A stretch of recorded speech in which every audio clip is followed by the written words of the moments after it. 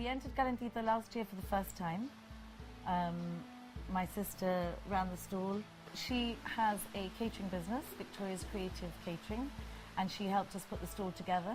We had three different sponsors. Anglo Hispano donated the wine and beer for the drink stall. The food was donated by Faster Foods and Jim Rock. And it was a great success. It was very, very good. What we did was, at the beginning, we had all our friends and family, which we called Team Saffron, obviously, because that's the name of the charity. My niece's name is Saffron, and we call ourselves Team Saffron. And we've got lots of friends and cousins and family who help us to cook. So I send out chicken and recipes, and they all cook what we ask them to cook. And then on the night, we all bring the food together. There's about 16 of us in the team, yes. And I coordinate everybody. So I get some people to do the bar, some people to do the sweets, other people to do the serving, and we just muddle in, and we get it all done. But it's quite intense. It's like only an hour and a half to 2 hours of service, but it's very intense. It's mad, isn't it? So many people trying to get food, and it's very intense. But it was our first time last year, yeah. So we didn't really know how much food we'd need, and we had quite a lot of food left over. So we ended up giving away quite a bit of food at the end of the evening. I think we were the only ones that had leftover food. But I think, it was good. It's better to have more than less. Yeah. And I think this year we have more of a clear idea of what we need. Yeah. We donate the leftovers to the Britannia House in La Linea. So that went to a good cause. Yeah. What we're doing this year is a Persian chicken dish. So we're doing chicken, saffron and fennel with some preserved lemon, and it's also got some cranberries in it, so it's going to be a little bit like sweet and sour. Today we've got 3 kilos here, but what we usually cook is 75 kilos. So that's like a lot of chicken. It usually takes us quite a few days. We make this dish because it's freezable as well, so it's something we can cook in advance and freeze off. The fennel gives it a lovely aniseedy flavour, very unusual flavour. That's what gives it its real sort of Persian influence. Fennel's usually cooked with chicken or fish. I like it with beef. Not other chefs don't always agree, but it's a very unusual flavour. I'm not going to use obviously too much of it. Some pumpkin in as well, so you've got to have lots of fresh vegetables in there. Well, now I'm just softening down all the vegetables, cooking them off in the stock, in the chicken stock. And then we'll add the chicken to it. And while this is cooking off, we're going to make the canapes.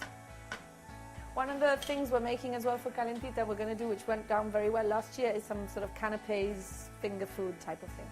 And what we're going to do today is prepare some of the courgettes. This is grated courgette, and we're just going to make some frittatas with the courgette. So all we've got is just some eggs. Again, I don't have a recipe for this, I just do a rough idea. I'm gonna make about 500 or 600 of these. This recipe will probably give us about 150. Well, years ago when I was asked to do Calentita, what he asked me to do was canapes.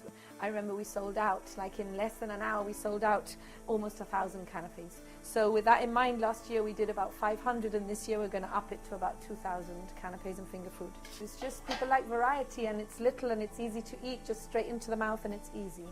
I mean, the pot of food is lovely. We're going to do it this year in noodle boxes, which is going to make it easier for people to carry around. But the finger foods is just easy, and it's tasty, and it's a variety, and people like variety. We're going to put some garlic, some fresh marjoram into here, and then some cheddar cheese, grated cheddar cheese. These are herbs from my herb garden. And so I've got a good variety of herbs outside, as well as being very medicinal and really healthy for you. They just add a lot of different flavour to the dishes, and I really couldn't work without them. Okay, so I'm now going to get the courgette, put it in here.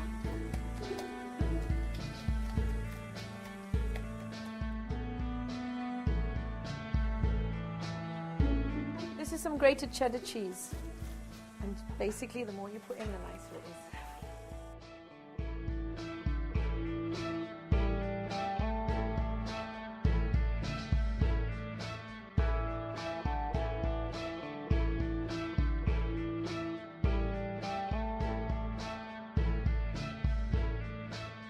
Now that the sauce has reduced, it's got a nice consistency, I'm going to throw the chicken in. Now the chicken's going to cook off a little bit in the sauce, and then we'll turn it down, switch it off, and just reheat it to serve it.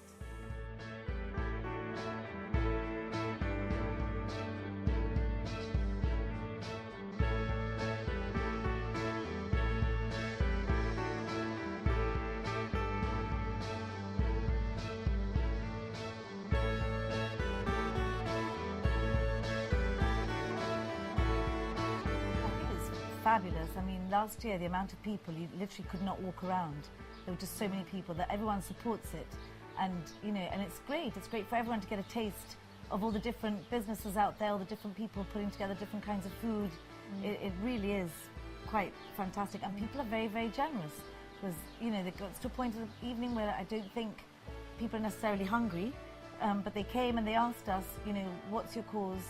What are you raising for? And they gave us a donation anyway. This year we've taken it up a notch, and we've expanded into sweets as well. Last year we had some cakes and we had some canapes and finger foods. This year we've gone big time into more finger foods, cake stall and a kiddie corner as well. I've got India here with me, who's my niece, and Georgina, who's my middle daughter. And this year will be our second year that we're participating in Calentita. And we are hoping to raise more money than last year. It was very successful, our first participation. But we're going to have two stalls this year, one which will be serving savoury food, and the other one which will be doing desserts, cakes, sweet treats. Last year we sold out almost immediately of the cake side. We didn't bake that much in advance, so we only had 2 cakes that we sold on the night. So we're hoping to have a bigger range of cakes, and also to, for example, pre-package things in little bags, so it makes it easier for children and the public to take away and hopefully take more of. And as I said, have a bigger range and appeal to children. So we're going to have little sweetie bags and little sweets, biscuits and things that are easy to carry and easy to eat. Okay, this is a flapjack cake, which we've got a recipe from a friend of ours, Lucy. She gave us that recipe, and that's a family favourite. And then we've got Rocky Road, we've got lemon drizzle, which actually we made last year, which we're doing in smaller squares to make it easier as well to transport. Little meringues and these are little roquita de mata la uva. And there'll be more variety on the night as well. What would you like to try, girls? I wanted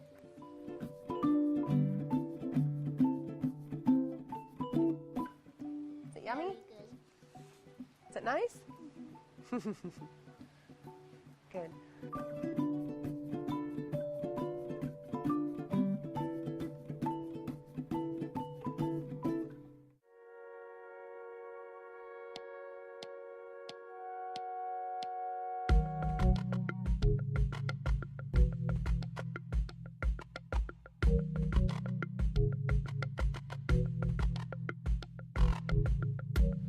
Basically set up the charity because my daughter was diagnosed 2 years ago with Rett syndrome. It's called the Saffron Rose for Rett Charitable Trust, and she's the only case in Gibraltar.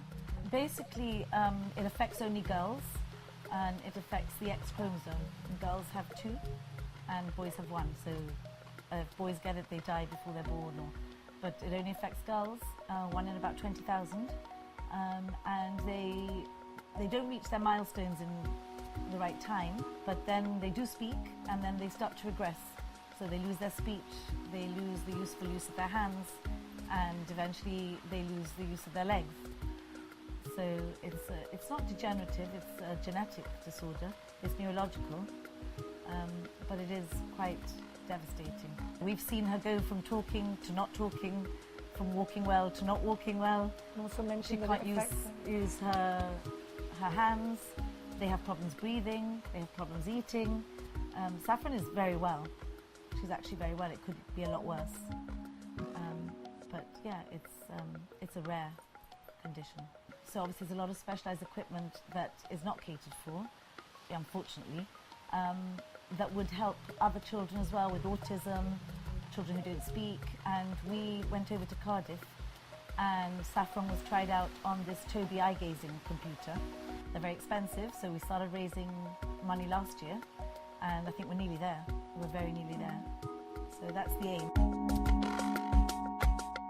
Well, basically, the Tobii eye gaze is essentially an eye pointing system. And if you look over here, we've been using eye pointing for a very long time in this school.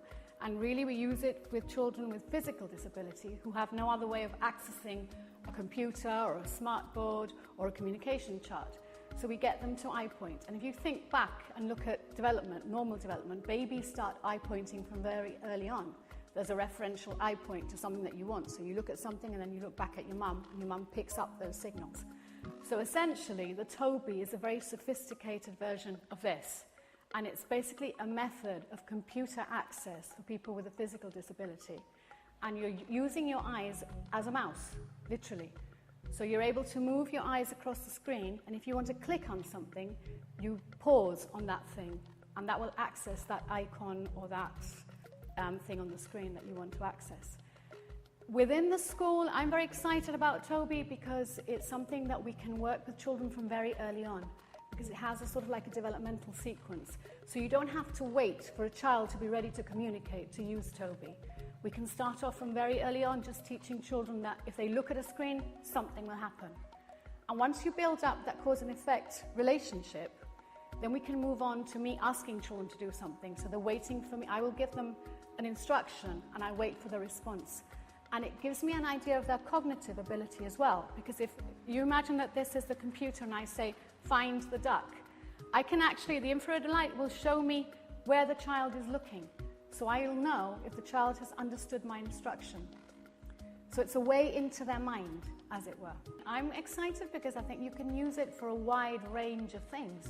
Within the school, I primarily want to work towards communication access because we have a lot of children here, not just children with Rett syndrome, who have cerebral palsy, even children with autism who are pre-verbal, who may not have any problems with their functional use of their hands, but are not motivated to use communicators.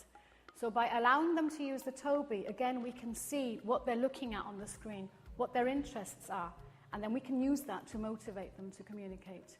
So I think for me, it's more a tool that we can use throughout the school and working towards communication and looking at how these children are responding and giving them greater access to the world around them and increasing their independence.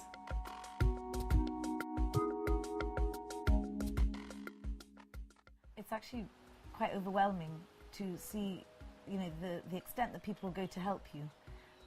When we started last year, you know, Vicky was cooking 75 kilos of chicken, and everybody chipped in and said, I'll make something, I'll do something. You know, then just everybody who came past the store would ask us, because obviously it's not a charity that's well known, it's not a condition that's well known, and they'd say, you know, what's it all about? And we'd say, well, look, my daughter has Rett syndrome, and they donate, you know, £1, £2, £5, £20, but it really was overwhelming. We made a lot of money on the night, and the donations kept coming in after. We just kept getting donations. And every time, you know, we say we're going to do something, we have sponsors, we have people helping. It just is, you know, really quite special.